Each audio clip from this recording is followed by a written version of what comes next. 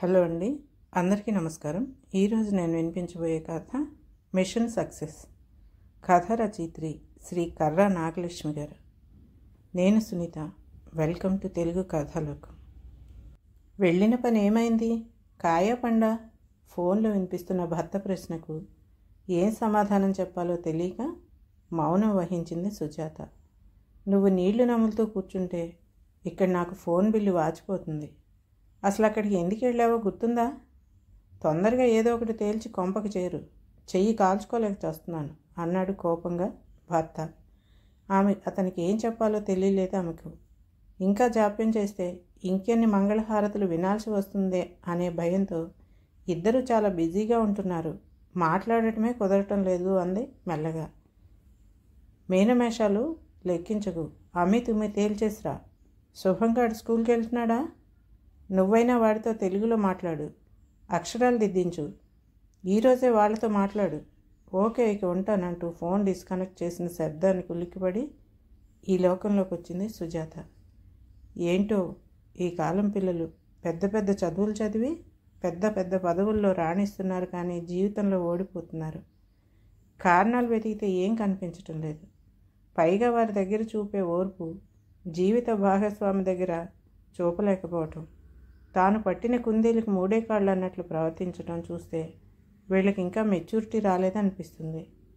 అసలు వీళ్ళకి ఎప్పటికైనా మెచ్యూరిటీ వస్తుందా? ఇంట్లో వాళ్ళ మాట వినాలని కానీ అర్థం చేసుకోవాలని కానీ తెలీదు. 30 సంవత్సరాల ఉద్యోగానికి ఇచ్చే ప్రాధాన్యత చేజారితే పొందలేని జీవితానికి ఇవ్వటం లేదు. ఎందుచేతనో ఆలోచనల్లో 6 నెలలు వెనక్కి వెళ్ళింది సుజాత. కొడుకు దగ్గర నుంచి వచ్చిన వాట్సాప్ కాల్ కాళ్ల కింద భూమి కదిలింది. ఒంట్లో నెత్తురు ఆవిరైన భావన. నోట్లో నుంచి మాట రాలేదు. స్పీకర్లోంచి కొడుకు మాటలు విన్న భర్తది అదే పరిస్థితి. ఇదేమిట్రా ఈ నిర్ణయం? ఇద్దరూ ప్రేమించే పెళ్లి చేసుకున్నారు కదా, ఇప్పుడు మరి ఏంటిలా? తడబడుతూ ప్రశ్నించింది సుజాత. కొడుకు దగ్గర నుంచి సమాధానం రాకపోయేసరికి, అది కాదురా, ఇదేం బొమ్మల పెళ్ళి కాదు కదా. కావాలనుకున్నాడు బొమ్మలకు దండలు వేసి, అక్కర్లేదనుకున్నాడు బొమ్మలను తీసుకెళ్ళిపోవటానికి. పెళ్ళి 3 బతుకులు ముడిపడి ఉన్న జీవితం అంది సుజాత. మాకు ఈ డైలాగులు తెలుసు, మేము సినిమాలు చూస్తాం, మాకు చెప్పలేదే అని అనకుండా ఉండేందుకు ముందుగా మీకు చెప్పామంతే. కొడుకు గొంతులో చిన్నప్పటి మొండితనం వినిపించింది సుజాతకు. ఓహో, మాకు తెలియజేస్తున్నావు అన్నమాట. సరే, మరి శుభంగాడి గురించి ఏం ఆలోచించారు? మీ అత్తవారికి ఈ విషయం తెలుసా? ఆలోచించటానికి ఏముంది, వర్ష ఇష్టం. తనకి ఎలా కావాలంటే అలా చేసుకొని తన వాళ్ళకి తనే చెప్పుకుంటుంది. ఇదేం ప్రపంచంలో 10వ వింత కాదు. అందరూ చేస్తున్నదే మేము చేస్తున్నాం. Okay by. ఎంత సులువుగా చెప్పాడో. ఆ పాటి సమన్వయం ఇద్దరిలో ఏ ఒక్కరికైనా ఉంటే ఇప్పుడు ఈ పరిస్థితి ఎందుకు వస్తుంది? ఈ కాలం పిల్లలకి అంతా తొందరే. ఏమైనా అంటే డిజిటల్ యుగం, ఫాస్ట్గా లేకపోతే ఎలా అని సమాధానం. ఏంటే నీ కొడుకు వాగుతున్నాడు? మన ఇంటా వంట ఉందా ఇది? రేపు నలుగురిలో తలెత్తుకుని తిరగాలా వద్దా? లవ్వు గివ్వు అని తమిళ పిల్లని తెచ్చి నెత్తిన పెట్టాడు. మనకి ఇలాంటివి వద్దు అని చెప్పటం మర్చిపోయి, కాలం మారిందండి, పెళ్ళిళ్ళు వాళ్ళ ఇష్ట ప్రకారమే జరగాలని వంత పాడావు. ఇప్పుడు విడాకులు అంటున్నాడు, వెళ్ళి తాళం వేయి అని కోపంతో ఊగిపోతున్న భర్తను సముదాయించలేక మౌనం వహించింది సుజాత. శాంతంగా ఆలోచించి పరిష్కరించవలసిన సమస్య, కానీ ఇలా అరుచుకుంటే లాభం లేదని తెలిసిన సుజాత ముందుగా వియ్యాల వారితో మాట్లాడి వారి అభిప్రాయం కూడా తెలుసుకుందామని ఫోన్ చేతిలోకి తీసుకుంది. నెంబర్ నొక్కకముందే వియ్యంకుడి నెంబర్ ఫ్లాష్ అవుతూ రింగ్ అయింది మొబైల్. ఓ మారు కలిసి మాట్లాడుకుందాం అని నిర్ణయించుకున్నారు. ఈ లోపున సుజాత కోడలికి ఫోన్ చేసింది. ఎన్ని రకాలుగా అడిగినా, సారీ అత్తమ్మ, రోజు గొడవలు పడుతూ ఎడమొహం పెడమొహంగా ఉండే బదులు విడిపోతేనే మంచిదనే నిర్ణయానికి వచ్చాం అంటుందే తప్ప మరో మాట లేదు. కొడుకుని కదిపితే తనే విడిపోదామంది. అలా అన్న తర్వాత ఇంకేం మిగిలింది? నేను సరేనన్నానంటాడు తప్ప మరో మాట్లాడదు. వియ్యంకుడికి 50 ఏళ్లకు లేక లేక పుట్టిన ఒక్కగానొక్క కూతురు. ఈ వయసులో ఇలాంటి వార్త వారి ఆరోగ్యాల మీద దెబ్బ కొట్టింది. మనోవ్యాధికి మందేది? ఆరోగ్యరీత్యా కదలలేని పరిస్థితి వారిది. ఉద్యోగ బాధ్యతలతో కదలలేని పరిస్థితి భర్తది. అయినా ఇలాంటి సున్నితమైన విషయాలలో భర్త తలదూర్చకపోతేనే మేలనుకుని 10 ఏళ్లకు వీసా ఉన్న సుజాత 11వ రోజున అమెరికా చేరుకుంది. అప్పటి నుంచి తీరుబడిగా కూర్చుని పిల్లలతో మాట్లాడాలని చూస్తోంది. పిల్లలు దానికి అవకాశం ఇవ్వకుండా తప్పించుకుంటున్నారు. ఆఖరికి భర్త చెప్పినట్లు 6 నెలలు ఉత్తినే గడిచిపోతాయా? అసలు వాళ్ళు తనని మాట్లాడనిస్తారా? అన్ని ప్రశ్నలే. సమాధానాలు ఎప్పటికి దొరుకుతాయో. నానమ్మ, ఎక్కడున్నావు? నిన్న నువ్వు నేర్పిన మృత్యుంజయ మహామంత్రం నాకు వచ్చేసిందోచ్. విను. ప్రాంప్టింగ్ లేకుండా చెప్తే 5 క్రెడిట్స్ వస్తాయి కదా. స్కూల్ యూనిఫామ్లో పరిగెత్తుకొచ్చాడు శుభం. ఉండు, నాన్నకు హగ్గు కిస్సు ఇచ్చేసి వస్తా అంటూ తండ్రి గది వైపు పరిగెట్టాడు. వాడికి ఇంగ్లీష్ తప్ప మరే భాష రాదు. అందుకే వాడితో అందరూ ఇంగ్లీష్లోనే మాట్లాడాలి. అమ్మా నాన్నలు ముద్దు మురిపాలతో పెరిగిన వాడు వీక్ డేస్లో అమ్మ దగ్గర, వీకెండ్స్లో నాన్న దగ్గర ఉండాలని తెలిస్తే ఏమవుతాడో. వాడి భవిష్యత్తు ఏంటి? తల్లిదండ్రుల ప్రేమకు దూరమైన పిల్లల్లా వాడు సంఘ విద్రోహిగా మారతాడా? తలుచుకుంటేనే దడ పుట్టించే ప్రశ్నలు కలవరపరచసాగాయి. ఆలోచనలకు స్వస్తి చెప్పి వాడి ఆటపాటల్లో మునిగిపోయింది సుజాత. ఆ సమాధానం దొరికే సమయం అతి తొందరలోనే రాబోతోందని అప్పటికి సుజాతకి తెలియదు. నానమ్మ అంటూ కాళ్ళకు చుట్టుకుని వెక్కి వెక్కి రాగాలు పెడుతున్న మనవడిని ఎలా సముదాయించాలో తెలియలేదు సుజాతకి. ఏమైందమ్మా? స్కూల్లో కానీ దెబ్బ తగిలిందా? చూపెట్టు. మంత్రం వేసేస్తానులే, నొప్పి ఉండదు. నో, నాకేం కాలేదు నానమ్మ. మరి ఎందుకు ఏడుస్తున్నావు? నీకు తెలుసుగా నువ్వు ఏడిస్తే నాకు ఏడుపు వస్తుందని. మాట పూర్తి కాకముందే సుజాత కళ్ళల్లోంచి కూడా నీళ్ళొచ్చాయి. ఏడవకులే నాన్నమ్మ, నేను ఏడవనులే. మరే, నా ఫ్రెండ్ మేక్స్ తెలుసు కదా నీకు? అవును తెలుసు. వాళ్ళ మమ్మీ డాడీ డైవోర్స్ తీసుకున్నారు. వీక్ డేస్లో మమ్మీ దగ్గర, వీకెండ్స్లో డాడీ దగ్గర ఉండేవాడు. ఇప్పుడేమో మమ్మీకి బాయ్ ఫ్రెండు, డాడీకి గర్ల్ ఫ్రెండు వచ్చారు. డాడీ ఏమో వీకెండ్స్కి తీసుకెళ్ళడం మానేశాడు. మమ్మీ ఏమో వీడిని బాగా పనిష్ చేస్తుంది. మమ్మీ బాయ్ ఫ్రెండ్ కూడా వీడిని బాగా పనిష్ చేస్తున్నాడట. మ్యాక్స్ని వెల్ఫేర్ సెంటర్లో చేరుస్తారట.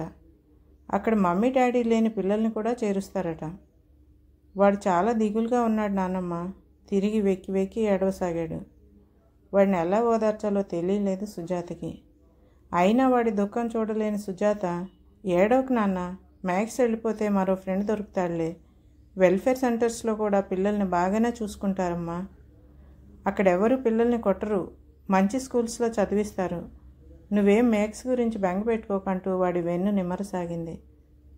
నేనేం మ్యాక్స్ గురించి ఏడవటం లేదు ఉక్రోషంగా అన్నాడు శుభం. మరి ఎందుకు ఏడుస్తున్నావు? అయోమయంగా అంది సుజాత. నీకు తెలుసా నాన్నమ్మ, మమ్మీ డాడీ కూడా డైవోర్స్ తీసుకునేలా ఉన్నారు. నాన్నమ్మ వైపు చూస్తూ అన్నాడు శుభం. చాచా, అలాంటిదేమీ లేదమ్మా. నీకు తెలియదు నాన్నమ్మ, లాస్ట్ జనవరి నుంచి వాళ్ళిద్దరూ వేరే వేరే రూమ్స్లో పడుకుంటున్నారు. రోజు గట్టిగా అరుచుకుంటున్నారు కూడా. మ్యాక్స్ మమ్మీ డాడీ కూడా డైవోర్స్కి ముందు ఇలాగే చేసేవారట. నాకు తెలుసు వీళ్ళు కూడా డైవోర్స్ తీసుకుంటారంటూ బావురమన్నాడు శుభం. మనవడిని నిద్రపుచ్చుతున్న సుజాతలో ఎన్నో ఆలోచనలు. పసివాడు ఎంత వేదన పడుతున్నాడు. పిల్లవాడి బాధ చూస్తూ కూడా తల్లిగా తన కొడుక్కి మంచి చెడు చెప్పకపోతే తన పెద్దతనం ఎందుకు? అవును చెప్పాలి. విని ఆచరిస్తే మంచిదే, లేకపోతే వాళ్ళ కర్మ. నిద్రలో కూడా వెక్కిళ్ళు పెడుతున్న శుభానికి దుప్పటి సరిచేసి హాల్లోకి వచ్చింది సుజాత. నిశ్శబ్దంగా డిన్నర్ చేస్తున్న కొడుకుని కోడల్ని చూస్తూ, నేను మీతో మాట్లాడాలనుకుంటున్నానంది సుజాత. మాట్లాడటానికి ఏం లేదమ్మా అంటున్న కొడుకుని ఆపి, అదే మీ చదువుకున్న వాళ్ళతో సమస్య అంది. మాట్లాడాలనుకుంటే మాట్లాడు, కానీ ఫలితం ఉండదు. మనం చేసే ప్రతి పనిలోనూ లాభం ఉండాలనుకుంటే జీవితం వ్యాపారం అవుతుంది. సినిమా డైలాగ్స్ చెప్తున్నావా అమ్మా? సినిమాలు కూడా జీవితాల్లోంచే వస్తాయిరా. ఇన్నేళ్ల మీ ప్రేమ, 10 ఏళ్ల మీ వైవాహిక జీవితం ఇలా ఎందుకయింది నాన్న? ఒక్కసారి ఒకరినొకరు నిందించుకోకుండా ఆలోచించుకోండి. మీరు ఆనందంగా గడిపిన సమయాలు అస్సలు లేవా? ఇద్దరూ ఇలా పిల్లి కుక్కల్లా పోట్లాడుకోవటానికి కారణాలేంటి? ఒకరి మీద ఒకరికి ఇష్టం పోయిందా, లేక మరెవరి ఆకర్షణలోనైనా పడ్డారా? సుజాత ప్రశ్న పూర్తి కాకుండానే ఇద్దరూ ఒకేసారి అదేం కాదని జవాబిచ్చారు. మరెందుకు ఇలాగా? నీకు తెలుసు కదమ్మా, నేను వారంలో 5 రోజులు ట్రావెల్ చేయాలి. ఇంటికి వచ్చేసరికి భోజనం ఉండదు, బట్టలు వాష్ అయి ఉండవు, ఇల్లు పరమ బీభత్సంగా ఉంటుంది. ఎన్నిసార్లు చెప్పినా నీ కోడలు తీరంతే. రాను రాను నువ్వే చేసుకోవచ్చు కదా నన్ను అనకపోతే అంటుంది. 4-5 గంటలు ఫ్లైట్లో ప్రయాణం చేసి ఒళ్ళు అలసిపోయి వస్తే సరైన తిండి కూడా లేకపోతే ఇక నాకు పెళ్ళెందుకు? నా లైఫ్కి బ్యాచిలర్ లైఫ్కి తేడా ఏంటి? రోజు నేను అస భరించలేను, వేరే మార్గం చూడండి. వేరే మార్గం అంటే విడిపోవటమా అన్నాను. రోజు తిట్టుకుంటూ కలిసుండే బదులు విడిపోవటమే మేలు అంది. సరే అని విడాకులకు ఏర్పాట్లు చేస్తున్నానన్న కొడుకు మాటల్లో మొత్తం సమస్య అర్థమైంది సుజాతకు. సరే, నీ వైపు సమస్యను కూడా చెప్పమ్మా. నీకు తెలుసా మీ అమ్మ నాన్న మీ తొందరపాటు నిర్ణయానికి ఎంత బాధపడుతున్నారో కోడలితో అంది సుజాత. ఆయన వైపు నుంచి ఆయన చెప్పారు కదా అత్తమ్మ. ఇప్పుడు నా వైపు నుంచి అంటే నాది వర్క్ ఫ్రమ్ హోమ్, వంట మాట దేవుడెరుగు, మంచినీళ్ళు తాగటానికి కూడా సమయం లేదు. మీరు చూస్తూనే ఉన్నారు కదా, ఏ పాటి సమయం చిక్కినా శుభంగాడి ఫుడ్ ప్రిపేర్ చేయటం, వాడి బట్టలు వాష్ చేయటంతోనే సరిపోతుంది. మరి వరణ్ బట్టలు నావి వెనుకబడతాయి. శుభం స్కూలు 40 మైళ్ళ దూరం. రోజు వాడిని దింపాలి తేవాలి అంటే సుమారు 80 మైళ్ళ ప్రయాణం. అదీ కాక వాడిని స్విమ్మింగ్కి, సాకర్ క్లాసులకి తీసుకెళ్ళాలి. వీకెండ్స్లో చిన్మయ మిషన్ క్లాసెస్కి తీసుకెళ్ళాలి. నాది శరీరమే, నాకు రెస్ట్ కావాలి. నీ బట్టలైనా మిషన్లో వేసుకోవచ్చుగా అంటే నాకు టైం లేదంటాడు వరుణ్. వీక్ డేస్లో ఎలాగూ ట్రావెల్లో ఉంటాడు కాబట్టి కనీసం వీకెండ్ క్లాసుల కన్నా శుభాన్ని వరుణ్ తీసుకెళ్తే నాకు బట్టలు వాష్ చేసుకోవటానికి, డిష్ వాషర్ లోడ్ చేసుకోవటానికి వీలవుతుంది కదా. వర్ష తన ఇబ్బందులను చెప్పుకుపోతోంది. నిజమే, సాఫ్ట్వేర్ ఉద్యోగాల్లో జీతాలు ఎక్కువ, పని కూడా ఎక్కువే. అమెరికాలో ఉన్న వాళ్ళకైతే పండుగ పబ్బాలకు కూడా సెలవులు ఉండవు. ప్రొద్దుట అమెరికా కస్టమర్తో మాట్లాడాలి. పనిచేసేవారు ఇండియాలో ఉంటారు కాబట్టి తెల్లవాళ్ళు వాళ్ళతో మాట్లాడాలి. కాబట్టి వీరికి రాత్రి పగలు తేడా లేదు. చేసే పనికి అంతు పొంతు కూడా ఉండదు. చిన్నప్పటి నుంచి ఇటు పుల్ల అటు పెట్టకుండా పెరిగిన పిల్లలు పెద్ద చదువులు చదివి పెద్ద కంపెనీలో పెద్ద జీతం అనగానే ఆకాశంలో విహరిస్తారు. వాస్తవంలో పడేసరికి ప్రేమ, పెళ్ళి, పెద్దలు కుదిర్చిన పెళ్ళో అయి 1-2 పిల్లలు కలిగాక కష్టాలు మొదలవుతాయి. సరైన నిద్రాహారాలు లేక, పని ఒత్తిడి తట్టుకోలేక వచ్చే చిరాకు ఇంట్లో వారి మీద చూపించడం మొదలు పెడతారు. కానీ ఒత్తిడి తగ్గించుకునే మార్గాలు మాత్రం వెతకరు. విడాకులే వారి సమస్యకు పరిష్కారం అనుకుంటున్నారు. కానీ ఆలోచనలోంచి బయటపడి తలనొప్పి వస్తే తల నరుక్కుంటామా, బాంబు రాసుకుంటామా? కొడుకుని అడిగింది సుజాత. నువ్వు మరీనమ్మా, ఎవరైనా తల నరుక్కుంటారా? మరి మీరు అదే చేస్తున్నారు కదా. ముందు సమస్య ఎక్కడుందో తెలుసుకుని మందు వేయాలి. కానీ ఇదేమిట్రా అంటే మేము అనవసరంగా రియాక్ట్ అవుతున్నామనా? ఆలోచించే శక్తి లేదనా? శక్తి ఉంది కానీ దాన్ని సరిగా వినియోగించుకోలేకపోతున్నారు. నీ ఉద్దేశంలో సమస్య ఎక్కడున్నట్లమ్మా? అలా అడిగావు బాగుంది. సమస్య మీ ఉద్యోగాలలో ఉంది. అయితే ఉద్యోగం మానేసి ఇంట్లో కూర్చోమంటావా? ఆ తొందరే వద్దనేది. సమస్యకు తగిన చర్య తీసుకోవాలి. వంకాయ కూరలో ఉప్పు ఎక్కువైందని, నువ్వు తిన్న కంచం తీయలేదని కోడలు కోర్టుకెక్కితే ఎలా? చిన్నవాడైన శుభం చక్కగా తన వాదన వినిపించాడు. వాడి ప్రశ్నలకు మీ దగ్గర సమాధానాలున్నాయా? నీ చిన్నప్పుడేంటి ఇప్పటికీను నాకు మీ నాన్నకు ఏ విషయంలోనూ అభిప్రాయాలు కలవలేదు. అంత మాత్రాన విడిపోయామా? కొన్నిసార్లు ఆయన మాటకు నేను విలువిచ్చి పాటించాను, కొన్నిసార్లు నా మాట చెల్లించుకున్నాను. దేనికైనా పట్టు విడుపు ఉండాలి. సరే, మీరు అన్నట్లుగానే అభిప్రాయాలు కలవలేదని విడాకులు ఇచ్చేసి మరో భాగస్వామిని వెతుక్కుంటే వారితో అభిప్రాయ భేదాలు రావని గ్యారంటీ ఉందా? అలా జరిగితే మళ్ళీ విడాకులా? శుభం వాడి అభిప్రాయం చెప్పాడు కదా. నేను కొన్ని సలహాలు ఇస్తాను, ఆలోచించండి, నచ్చితే పాటించండి. మేమెవ్వరికీ తలవంచం. మమ్మల్ని ఏ బంధాలు కట్టుబడేయలేవు. మేము సర్దుకోలేం. కానీ ఎదుటివారు అన్నింటికీ ఒదిగి ఉండాలి. ఇదే కదా మీ అభిప్రాయం? ఇది న్యాయమేనా? ఒకరు ఒక మెట్టు ఎక్కాలి, అవసరమైతే ఒక మెట్టు దిగాలి. మనం మాట్లాడే ప్రతి మాటను ఆచితూచి వాడాలి, కానీ నోరుంది కదా అని నోటికొచ్చినట్లు మాట్లాడితే ఎలా? ప్రతి యాక్షన్కు రియాక్షన్ ఉంటుందని చిన్నప్పుడు చదువుకున్న పాఠం జీవితాంతం గుర్తుంచుకోవాలి. ఆడవారికైనా మగవారికైనా ఇది వర్తిస్తుంది. ఒకటి చెప్పండి, మీ బాస్తో అభిప్రాయ భేదం వస్తే ఏం చేస్తున్నారు? సర్దుకుపోవటం లేదు? మాటకు మాట అని దెబ్బలాడుతున్నారా? మాటకు మాట అంటే వెంటనే ఫైరే కదా. మరి కస్టమర్తోనో ఇంకా జాగ్రత్తగా ఉంటాం. మీ సబార్డినేట్స్తోనూ చాలా జాగ్రత్తగా మంచిగా మాట్లాడి పని చేయించుకుంటారు, అవునా? మరి మీ ఇద్దరు మాట్లాడుకునేటప్పుడు మాత్రం సామరస్యం ఎందుకు లోపిస్తోంది? మా కాలంలో ఆఫీసుల్లో పని కాబట్టి మేము ఆఫీసును గుమ్మం బయటే విడిచి ఇంట్లోకి వచ్చేవాళ్ళం. ఇప్పుడు మీకు ఇల్లే ఆఫీస్ కాబట్టి మీ ల్యాప్టాప్ మూసేయగానే మీ లైఫ్ మొదలవుతుంది. మీరు చేసే ఉద్యోగం 30 ఏళ్ళు మాత్రమే, అది గుర్తుంచుకోవాలి. మిమ్మల్ని గమనించిన తర్వాత నాకు బోధపడింది ఏంటంటే, ఇంటి పనులు నేనెందుకు చెయ్యాలి? మగవాడిననే అహంకారం నీది. నీతో సమానంగా ఉద్యోగం చేస్తున్నప్పుడు అన్నీ నేనెందుకు చేయాలి అనేది వర్ష అభిప్రాయం. మొత్తంగా మీ సమస్యలకి ఇదే కారణం. దీనికి సింపుల్గా ఒక సొల్యూషన్ చెప్తాను, వినండి. ఇద్దరు బాగా సంపాదిస్తున్నారు కాబట్టి మీ ఇంటి పనులకు పని మనిషిని పెట్టుకోండి. పిల్లవాడి స్కూల్కి దగ్గరగా ఇల్లు తీసుకుంటే ప్రతిరోజు 40 మైళ్ళ దూర ప్రయాణం తగ్గి నీకు అలసట తగ్గుతుంది. వండుకోవటానికి సమయం లేదని ఏదో ఫాస్ట్ ఫుడ్ తిని, లేకపోతే అసలు తినక నీరసపడి ఆ కోపం పిల్లవాడి మీదో భర్త మీదో చూపించే బదులు ఇండియన్ స్టోర్లో దొరికే కూరలు తెచ్చుకుని అన్నం వండుకుంటే సరే. లేదా ఇళ్లల్లో తయారు చేసి హోమ్ డెలివరీ చేసేవాళ్ళు కూడా ఉన్నారు. అలాంటి వాళ్ళతో రోజువారీ ఏర్పాటు చేసుకున్న హాయిగా గడిచిపోతుంది. మరో ముఖ్యమైన సంగతి స్ట్రెస్ మేనేజ్మెంట్. మన శరీరాన్ని, మైండ్ని అప్పుడప్పుడు రీఛార్జ్ చేసుకుంటూ ఉండాలి. మధ్య మధ్యలో మీకోసం మీరే సమయం వెచ్చించుకోవాలి. శనాదివారాల్లో మరీ ముఖ్యమైన కాల్స్ అయితే తప్ప ఆన్సర్ చేయకండి.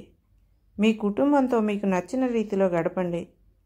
3-4 నెలలకు ఒకసారి ఔటింగ్కి వెళ్ళిరండి. ప్రతి చిన్న విషయానికి విడాకులు కాదు పరిష్కారం. ఎలా విడిపోవాలో కాక ఎలా కలిసి ఉండాలో ఆలోచించండి. మీ జీవితాలు మీవే కాదనను, కానీ మీ జీవితాలతో పెనవేసుకున్న పిల్లాడి గురించి కూడా ఆలోచించాలి కదా. మీరు మీ తల్లిదండ్రుల దగ్గర ప్రేమతో పెరిగారు. మరి వాడు చేసిన పాపం ఏంటి? మీరు ఎదుర్కొన్న సమస్యలు మేము ఎదుర్కోలేదా? మీకు కనీసం ఆర్థిక సమస్య లేదు, కానీ మా దగ్గర చాలినంత డబ్బు కూడా ఉండేది కాదు.